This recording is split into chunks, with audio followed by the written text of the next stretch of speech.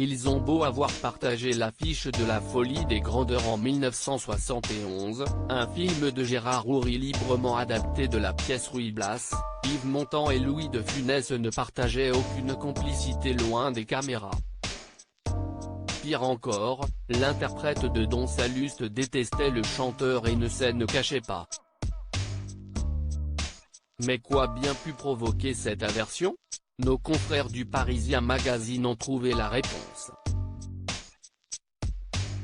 Selon eux, le héros de Fantomas méprisait profondément son complice sur l'écran en raison de ses prises de position politiques. Car le mari de Simone Signoret était issu d'un milieu communiste et sa proximité avec celui-ci lui a d'ailleurs valu d'être fiché et suivi par les renseignements généraux dès 1949. Louis de Funès, lui, était tout aussi engagé politiquement. Mais c'est plutôt rallié à la droite. Bourgeois, catholique à la fois sincère et profonde, les communistes étaient sa principale cible. Résultat, Yves Montand n'avait aucune chance de bien s'entendre avec la star de l'humour français.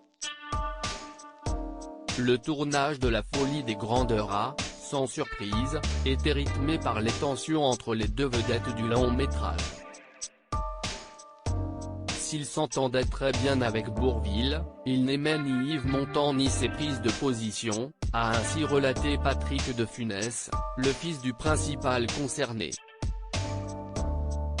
Sur La Folie des Grandeurs, son grand bonheur était de dîner avec Gérard Houry. Sans Yves Montand. Un homme de conviction, donc. Comment Yves Montand a-t-il rejoint le casting de La Folie des Grandeurs? Il faut dire que Louis de Funès a aussi été peiné par la mort de son fidèle acolyte, André Bourvil. Avant de recruter Yves Montand, Gérard Houry aurait rêvé de demander à celui-ci de rejoindre le casting de La Folie des Grandeurs. La vie en a décidé autrement.